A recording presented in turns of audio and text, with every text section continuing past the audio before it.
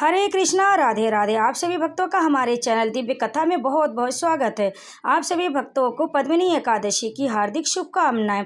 भक्तों, आज आप सुनेंगे पद्मिनी एकादशी की व्रत कथा, फिर उसके बाद सुनेंगे आप एकादशी माता की संपूर्ण कथा और आप आगे सुनेंगे तुलसी माता की कथा, क्योंकि एकादशी के दिन तुलसी माता की कथा सुनना बहुत ही पुण्यकारी होता है।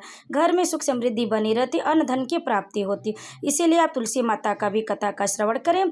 फिर अंत में हम सुनेंगे एकादशी माता की आरती और भगवान विष्णु की आरती। तो आपको संपूर्ण वीडियो एकादशी की इसी वीडियो में मिल जाएंगी, तो आप इसी श्रद्धा और भक्ति के साथ अंत तक श्रवण करें और कमेंट में जय श्री हरि लिखकर हमारे चैनल दिव्य कथा को सब्सक्राइब जरूर कर ले।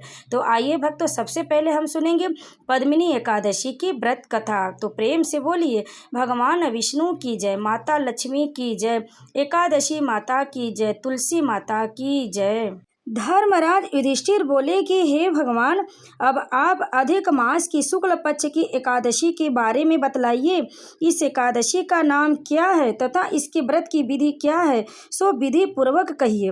श्री कृष्ण बोले कि हे राजन, अधिक मास की एकादशी जो कि अनेक पुण्यों को देने वाली है, उसका नाम पद्मिनी है। इस एकादशी के व्रत से मनुष्य विष्णु लोक को जाता है। हे राजन, इस विधि को मैंने सबसे पहले नारद जी से कहा था। यह विधि अनेक पापों को नष्ट करने वाली तथा मुक्ति और भुक्ति प्रदान करने वाली है। आप ध्यान पूर्वक श्रवण कीजिए। दशमी के दिन से ही व्रत को शुरू करना चाहिए और कांसे के पात्र में भोजन मांस, मसूर, चना, कोदो, शहद, शाक और पराया अन्न दशमी के दिन नहीं खाना चाहिए। इस दिन हाविष्य भोजन करना चाहिए और नमक भी नहीं खाना चाहिए। उस रात्रि को भूमि पर शयन करना चाहिए और ब्रह्मचर्य पूर्वक रहना चाहिए। एकादशी के दिन प्रातः काल उठकर नित्य क्रिया से निवृत्ति होकर दातुन करनी चाहिए और बार बार कुल्ला करके पुण्य क्षेत्र में स्नान करने चला जाना चाहिए। उस समय गोबर, मृत्तिका, तिल, कुश तथा आमल की पूर्ण विधि पूर्वक स्नान करना चाहिए। स्नान करने से प्रथम शरीर में मिट्टी लगाते हुए उसी से प्रार्थना करनी चाहिए, हे मृत्तिके, तुमको भगवान ने सूकर रूप धारण करके निकाला है। ब्रह्मा जी ने तुम्हें दिया है और कश्यप जी ने तुमको मंत्रों से पूजा है, इसलिए तुम मुझे भगवान की पूजा करने के लिए शुद्ध बना दो। समस्त औषधियों से पैदा हो, गो पेट से स्थित करने वाली और पृथ्वी को पवित्र करने वाली तुम मुझे शुद्ध करो। ब्रह्मा के थूक से पैदा होने वाली तुम मेरे शरीर को छूकर मुझे पवित्र करो। हे शंख चक्र गदाधारी देवों के देव जगन्नाथ, आप मुझे स्नान के लिए आज्ञा दीजिए। इसके उपरांत वरुण मंत्र को जप कर स्नान करना चाहिए। पवित्र तीर्थों के अभाव में उनका स्मरण करते हुए किसी तालाब में स्नान करना चाहिए। स्नान करने के पश्चात स्वच्छ और सुंदर वस्त्रों को धारण करके तथा संध्या तर्पण करके मंदिर में जाकर भगवान की पूजा करनी चाहिए। स्वर्ण की राधा सहित कृष्ण भगवान की प्रतिमा और पार्वती सहित महादेव जी की प्रतिमा बनाकर पूजन करें। धान्य के ऊपर मिट्टी या तांबे का घड़ा रखना चाहिए। उस घड़े को वस्त्र तथा गंध आदि से अलंकृत करके उसके मुख पर तांबे, चांदी या सोने का पात्र रखना चाहिए। उस पात्र पर भगवान की प्रतिमा रखकर धूप, दीप, नैवेद्य, पुष्प, केसर आदि से उनकी पूजा करनी चाहिए। इसके उपरांत भगवान के सम्मुख नित्य गान आदि करे। उस दिन पतित तथा रजस्वला स्त्री का स्पर्श नहीं करना चाहिए। उस दिन असत्य बोलना तथा गुरु और ब्राह्मण की निंदा नहीं करनी चाहिए। उस दिन भक्त जनों के साथ भगवान के सामने पुराण की कथा सुननी चाहिए। अधिक लौद मास की शुक्ल पक्ष की पद्मिनी एकादशी का व्रत निर्जल करना चाहिए। अगर संभव नहीं है तो आप फलाहार भी कर सकते। रात्रि में जागरण करके नाच और गान करके भगवान का स्मरण करते रहना चाहिए। प्रति प्रहर मनुष्य को भगवान या महादेव जी की पूजा करनी चाहिए। भगवान को पहले प्रहर में नारियल, दूसरे प्रहर में बेल फल, तीसरे प्रहर में सीता फल और चौथे प्रहर में सुपारी, नारंगी अर्पण करना चाहिए। इसके पहले प्रहर में अग्नि होम का, दूसरे के वाजपेय यज्ञ का, तीसरे प्रहर में अश्वमेध यज्ञ का और चौथे प्रहर में राजसूय यज्ञ का फल मिलता है। इस फल से अधिक संसार में न यज्ञ है, न विद्या है, न तप है, न दान आदि है। एकादशी का व्रत करने वाले मनुष्य को समस्त तीर्थ और यज्ञों का फल मिल जाता है। इस तरह से सूर्योदय तक जागरण करना चाहिए और स्नान करके ब्राह्मणों को भोजन कराना चाहिए। सब पदार्थ भगवान की प्रतिमा सहित ब्राह्मणों को देना चाहिए। इस प्रकार जो मनुष्य विधि पूर्वक भगवान की पूजा तथा व्रत करते उनका जन्म सफल होता है और इस लोक में अनेक सुखों को भोग कर अंत में परम धाम को जाते हैं। हे राजन, मैंने आपको एकादशी के व्रत का पूरा विधान बता दिया। अब जो पद्मिनी एकादशी का भक्ति पूर्वक व्रत कर चुके हैं उनकी कथा को कहता हूँ, ध्यान पूर्वक श्रवण कीजिए। यह सुंदर कथा पुलत्स्य जी ने नारद जी से कही थी। एक समय कार्तवीर्य ने रावण को कारागार में बंद कर दिया। उसे पुलत्स्य जी ने कार्तवीर्य को विनय पूर्वक करके छुड़ाया। इस घटना को सुनकर नारद जी ने पुलत्स्य जी से पूछा कि हे महाराज, इस मायावी रावण को जिसने समस्त देवताओं सहित देवराज इंद्र को जीत लिया, कार्तवीर्य ने किस प्रकार जीता, सो आप मुझसे समझाइए। इस पर पुलत्स्य बोले कि हे नारद जी, आप अब कार्तवीर्य की उत्पत्ति सुनो। त्रेता युग में महिष्मती नाम की नगरी में कार्तवीर्य नामक एक राजा राज करता था। उस राजा के 100 रानियां थी। उनमें से किसी के भी राज का भार संभालने वाला योग्य पुत्र नहीं था। तब राजा ने आदर पूर्वक पंडितों को बुलवाया और योग पुत्र की प्राप्ति के लिए यज्ञ किए, परंतु सब असफल रहे। जिस प्रकार दुखी मनुष्य को भोग नीरस मालूम पड़ते हैं, उसी प्रकार उसको भी राजपुत्र बिना सुख देने वाला प्रतीत नहीं होता था। अंत में वह तप के द्वारा ही सिद्धियों को प्राप्त जानकर तपस्या करने के लिए वन को चला गया।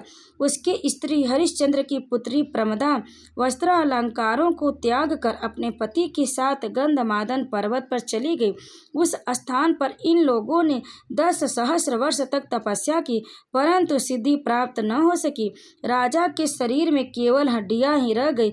यह देखकर प्रमदा ने विनय सहित महासती अनसुईया से पूछा कि मेरे पतिदेव को तपस्या करते हुए 10 सहस्त्र वर्ष व्यतीत हो गए, परंतु अभी तक भगवान प्रसन्न नहीं हुए, जिससे मुझे योग्य पुत्र प्राप्त हो। इस पर अनसुईया जी बोली कि अधिक लौद मास में, जो कि 36 महीने बाद आता है, उसमें 2 एकादशी होती है, जिसमें शुक्ल पक्ष की एकादशी का नाम पद्मिनी और कृष्ण पक्ष की एकादशी का नाम परमा है। उसके जागरण और व्रत करने से भगवान तुम्हें अवश्य योग्य पुत्र देंगे। इसके पश्चात अनसुईया जी ने व्रत की विधि बतलाई। रानी ने अनसुईया की बतलाई विधि के अनुसार एकादशी का व्रत और रात्रि में जागरण किया। इससे भगवान विष्णु उस पर बहुत प्रसन्न हुए और वरदान मांगने के लिए कहा। रानी इस पर भगवान की स्तुति करने लगी। रानी ने कहा कि आप यह वरदान मेरे पति को दीजिए। प्रमदा का वचन सुनकर भगवान विष्णु बोले कि हे प्रमदेव, मलमास लौद मुझे बहुत प्रिय है, जिसमें एकादशी तिथि मुझे सबसे अधिक प्रिय है। इस एकादशी का व्रत तथा रात्रि जागरण तुमने विधि पूर्वक किया, इसलिए मैं तुम पर अत्यंत प्रसन्न हूँ। इतना कहकर भगवान विष्णु राजा से बोले कि हे राजेंद्र, तुम अपनी इच्छा के अनुसार वर मांगो, क्योंकि तुम्हारी स्त्री ने मुझको प्रसन्न किया।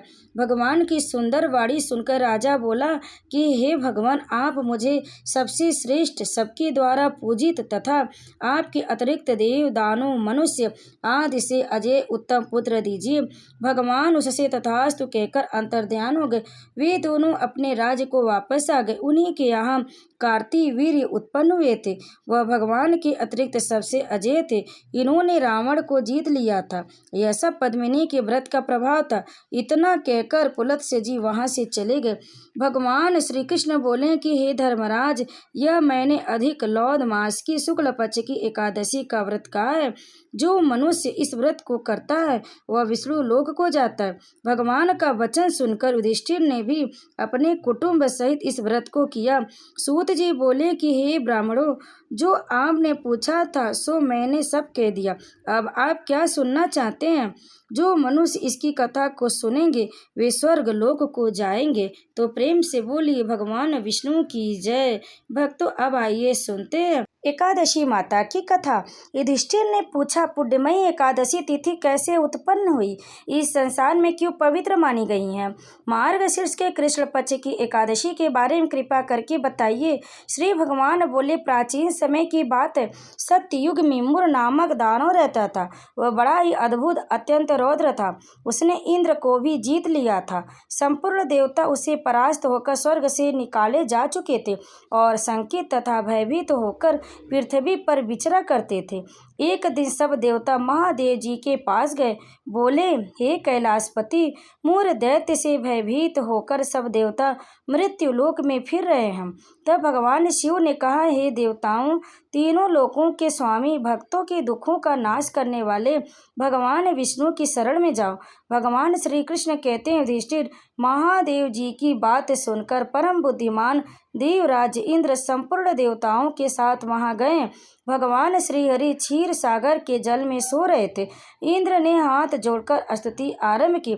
इंद्र बोले, देवता और दानव दोनों ही आपकी वंदना करते हैं।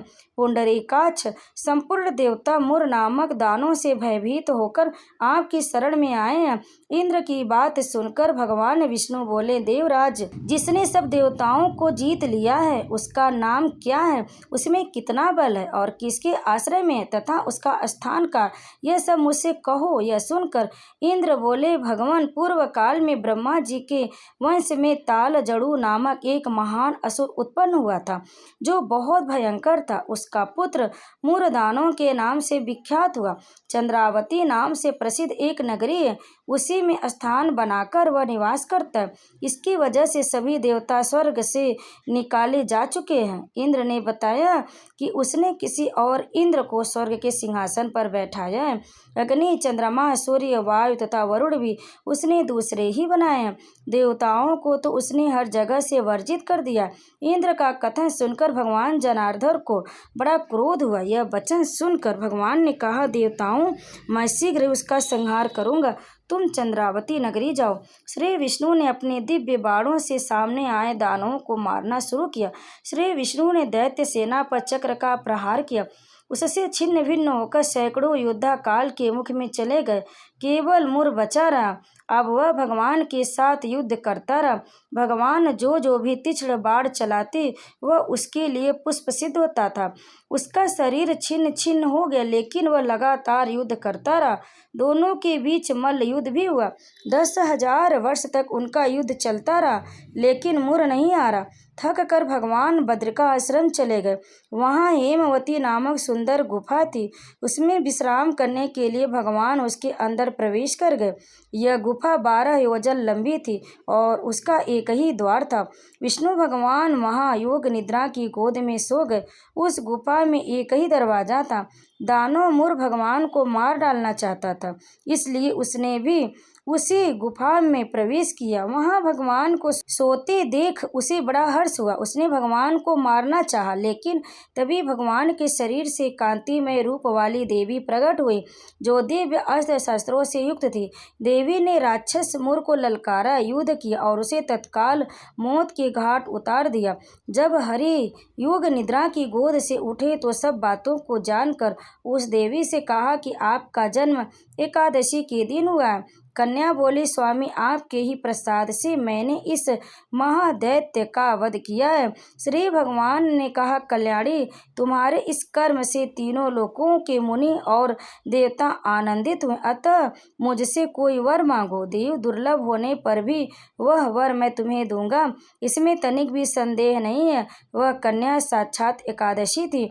उसने कहा, अगर आप प्रसन्न हैं तो आप मुझे कृपा करके सब तीर्थों में मैं प्रधान, समस्त विघ्नों का नाश करने वाली तथा सब प्रकार की सिद्धि देने वाली देवी हो जाऊं। जनार्दन, जो लोग आप में भक्ति रखते हुए मेरे दिन को उपवास करेंगे उन्हें सब प्रकार की सिद्धि प्राप्त हो। जो लोग उपवास, नक्त अथवा एक भुक्त करके मेरे व्रत का पालन करें उन्हें आप धन, धर्म और मोक्ष प्रदान कीजिए। भगवान बोले, जैसा तुमने कहा वैसा ऐसा ही होगा। तो प्रेम से बोली एकादशी माता की जय।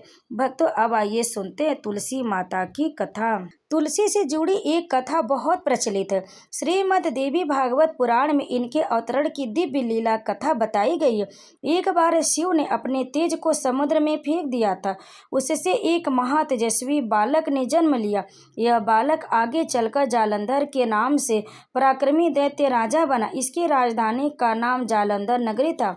दैत्यराज कालनेमी की कन्या वृंदा का विवाह जालंधर से हुआ। जालंधर महाराक्षस था। अपनी सत्ता के मद में चूर उसने माता लक्ष्मी को पाने की कामना से युद्ध किया, परंतु समुद्र से उत्पन्न होने के कारण माता लक्ष्मी ने उसे अपने भाई के रूप में स्वीकार किया। वहां से पराजित होकर वह देवी पार्वती को पाने की लालसा से कैलाश पर्वत पर गया। भगवान देवाधिदेव शिव का ही रूप धारण कर माता पार्वती के समीप गया, परंतु माँ ने अपने योग बल से उसे तुरंत पहचान लिया और वहां से अंतर्ध्यान हो गई। देवी पार्वती ने क्रुद्ध होकर सारा वृत्तांत भगवान विष्णु को सुनाया। जालंधर की पत्नी वृंदा अत्यंत पतिव्रता स्त्री थी। उसे के पतिव्रत धर्म की शक्ति से जालंधर न तो मारा जाता था और न ही पराजित होता था। इसलिए जालंधर का नाश करने के लिए वृंदा के पतिव्रत धर्म को भंग करना बहुत जरूरी था। इसी कारण भगवान विष्णु ऋषि का वेश धारण कर वन में जा पहुंचे, जहां वृंदा अकेली भ्रमण कर रही थी। भगवान के साथ दो मायावी राक्षस भी थे, जिन्हें देखकर वृंदा भयभीत हो गई।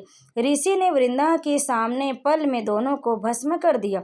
उनकी शक्ति देखकर वृंदा ने कैलाश पर्वत पर महादेव जी के साथ युद्ध कर रहे अपने पति जालंधर के बारे में पूछा। ऋषि ने अपने माया जाल से दो बानर प्रकट किए। एक बानर के हाथ में जालंधर का सिर था तथा दूसरे के हाथ में धड़। अपने पति की यह दशा देखकर वृंदा मूर्छित होकर गिर पड़ी। होश में आने पर उन्होंने ऋषि रूपी भगवान से विनती की कि वह उसके पति को जीवित करे। भगवान ने अपनी माया से पुनः जालंधर का सिर धड़ से जोड़ दिया, परंतु स्योम भी वह उसी में प्रवेश कर गए। वृंदा को इस छल का जरा आभास न हुआ। जालंधर बने भगवान के साथ वृंदा पतिव्रता का व्यवहार करने लगी, जिससे उसका सतीत्व भंग हो गया। ऐसा होते वृंदा का पति जालंधर युद्ध में हार गया।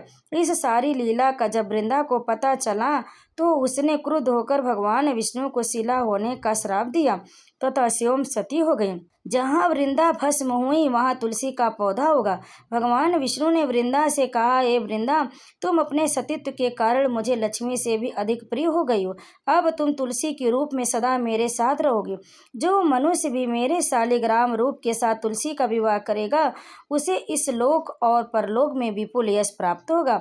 जिस घर में तुलसी होती है वहाँ यम के दूत भी असमय नहीं जा सकते। गंगा व नर्मदा के जल में स्नान तथा तुलसी का पूजन बराबर माना जाता है। चाहे मनुष्य कितना भी पापी क्यों न हो, मृत्यु के समय जिसके प्राण मंजरी रहित तुलसी और गंगा जल मुख में रखकर निकल जाते हैं, वह पापों से मुक्त होकर बैकुंठ धाम को प्राप्त होता है। जो मनुष्य तुलसी व आंवले की छाया में अपने पितरों का श्राद्ध करता, उसके पितृ मोक्ष को प्राप्त होते। उसी दैत्य जालंधर की यह भूमि जालंधर नाम से विख्यात है। सती वृंदा का मंदिर मोहल्ला कोट किशनगंज में स्थित है। कहते हैं इस स्थान पर एक प्राचीन गुफा थी जो सीधे हरिद्वार तक जाती थी। सच्चे मन से 40 दिन तक सती वृंदा देवी के मंदिर में पूजा करने से सभी मनोरथ पूर्ण होते। तो प्रेम से बोलिए तुलसी माता की जय।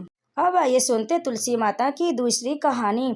एक बुढ़िया माई थी जो तुलसी जी को प्रतिदिन सींचती हैं और कहती, हे तुलसी माता, सत की दाता, मैं तेरा बिडला सींचती हूँ। मुझे बहू दे, पीताम्बर की धोती दे, मीठा मीठा गाज दे, बैकुंठा में वास दे, चटक की चाल दे, पटक की मौत दे, चंदन का काठ दे और रानी सा राज दे, दाल भात का भोजन दे, 11 की मौत दे और श्री कृष्ण जी का कांधा दे। तब तुलसी माता यह सुनकर सूखने लगी तो भगवान ने पूछा कि हे तुलसी, तुम क्यों सूख रही हो? तुलसी माता ने कहा कि एक बुढ़िया रोज आती है और यही बात कह जाती है, मैं सब बातों पूरा कर दूंगी, लेकिन कृष्ण का कांधा कहाँ से लाऊंगी? तो भगवान बोले, जब वह मरेगी तो मैं अपने आप कांधा दे आऊँगा। तो बुढ़िया माई से कह देना। जब बुढ़िया माई मर गई, सब लोग आ गए। जब माई को ले जाने लगे तो वह किसी से ना उठे। तब भगवान एक 12 वर्ष के बालक का रूप धारण कर आए। बालक ने कहा कि मैं कान में एक बात कहूँगा तो बुढ़िया माई उठ जाएगी। बालक ने कान में कहा, बुढ़िया माई मन की निकाल ले, पीताम्बर की धोती ले, मीठा मीठा घास ले, बैकुंठा का वास ले, चटक की चाल ले, पटक की मौत ले, कृष्ण जी का कांधा ले। यह सुनकर बुढ़िया माई हल्की हो गई। भगवान ने कांधा दिया और बुढ़िया माई को मुक्ति मिल गई। हे तुलसी माता, जैसी बुढ़िया माई को मुक्ति दी वैसे सबको देना। तो प्रेम से बोलिए तुलसी माता की जय। अब आइए सुनते तुलसी माता की आरती। तुलसी महारानी नमो नमो, हर की पटरानी नमो नमो। तुलसी महारानी नमो नमो, हर की पटरानी नमो नमो।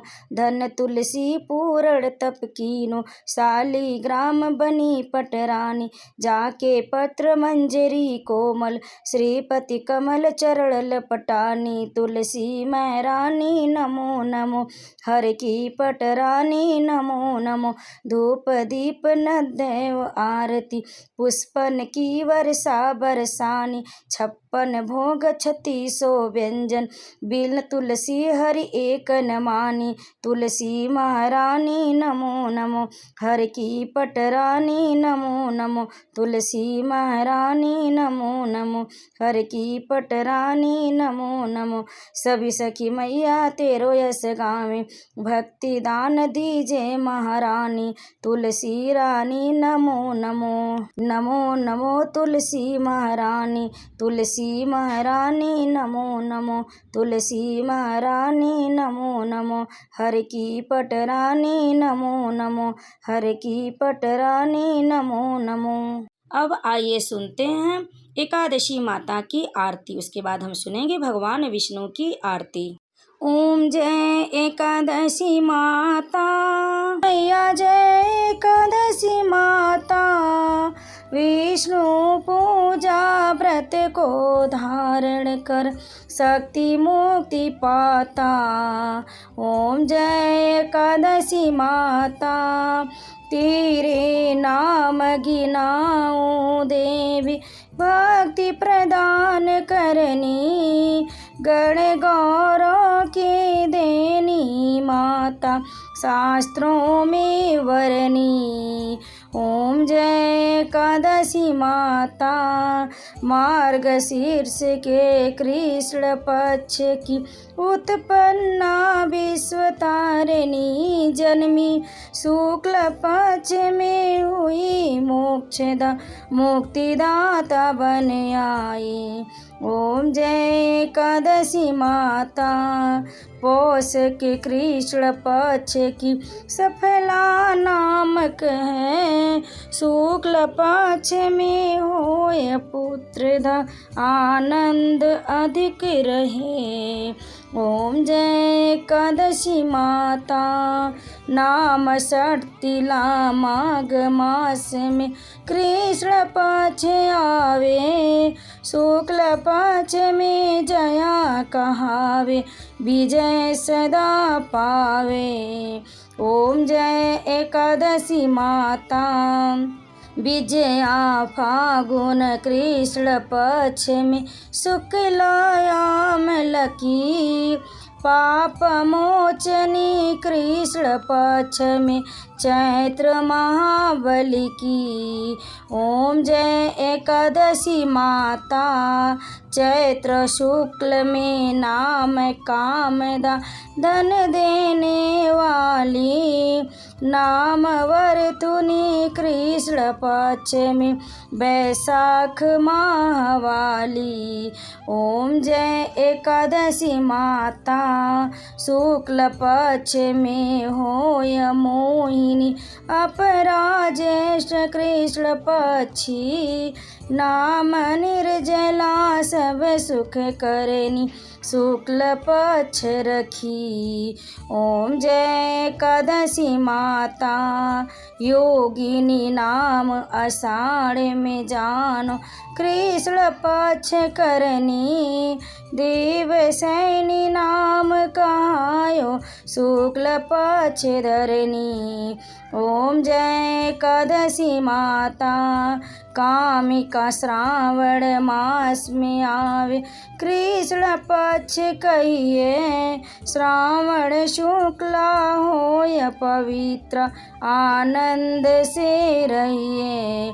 ओम जय एकादशी माता, आजा भाद्रपद कृष्ण पक्ष की परिवर्तनी शुक्ला, इंद्रायाश्विन कृष्ण पक्ष में व्रत से भव सागर निकला। ओम जय एकादशी माता, पापा कुंसा है शुक्ल पक्ष में, आप हरन हारी, स्वामी आप हरन हारी। रमा मास कार्तिक में आवे, सुखदायक भारी। ओम जय एकादशी माता, देवोत्थानी शुक्ल पक्ष की दुख नाशक मैया, मैया दुख नाशक मैया। पावन मास में करो विनती, पार करो नैया। ओम जय एकादशी माता, परमा कृष्ण पक्ष में होती, जन मंगल करनी, मैया जन मंगल करनी। शुक्ल मास में होय पद्मिनी, दुख दरिद्र हरनी। ओम जय एकादशी माता, जो कोई आरती एकादशी की भक्ति सहित गावे, मैया भक्ति सहित गावे, जन गुर दिता स्वर्ग का वासा, निश्चय वह पावे। ओम जय एकादशी माता, ओम जय एकादशी माता, मैया जय एकादशी माता।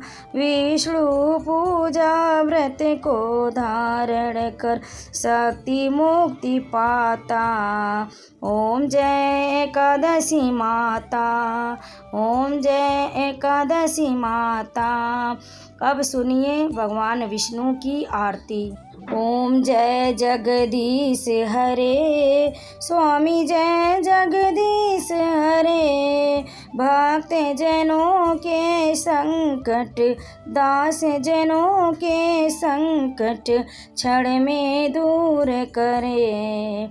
ओम जय जगदीश हरे, जो धावे फल पावे, दुख बिन से मन का। सुख संपत्ति घर आवे, सुख संपत्ति घर आवे, कष्ट मिटे तन का।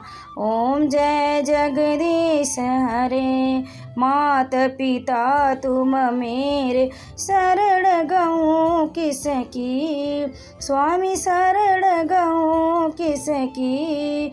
तुम बिनु और न दूजा, तुम बिनु और न दूजा, आस करूँ जिसकी।